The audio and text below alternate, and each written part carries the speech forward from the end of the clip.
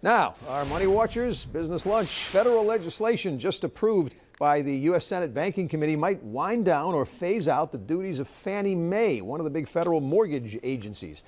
And our guest this noon hour says he fears this might affect access to credit for many home buyers. Richard Godfrey is Executive Director of Rhode Island Housing and joins us this noon hour. What is this all about? What does this vote mean? What do they do? Well, Fannie Mae and Freddie Mac were created in the 1930s in response to the recession to facilitate home buying. And right now, Fannie Mae does about $400 billion worth of loans. We have a $1 trillion mortgage finance industry, and Fannie Mae does about $400 billion. And this new bill would sort of wind them down and replace it with an entirely new system.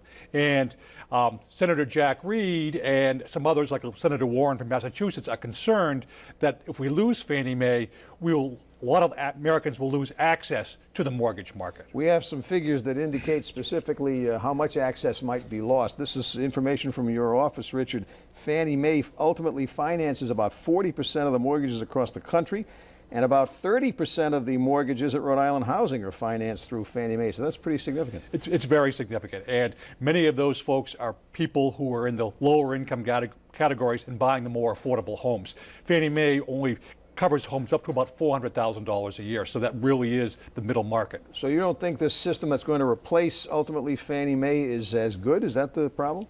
I think the concern is that it won't have affordable housing goals. And also, the system worked for almost 70 years. And America has one of the best home finance systems and the best real estate systems in the world.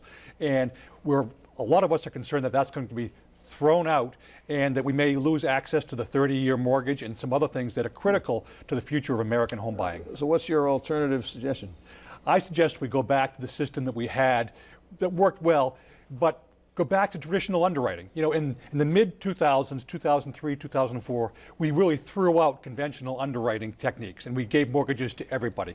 Let's go back to documentation, make sure you have a job, make sure you're paying your bills, make sure you're not paying more than 30% of your income for your mortgage, good underwriting, but keep the system in place. Do you have support in the Senate to restore this old system, prevent this new thing from happening?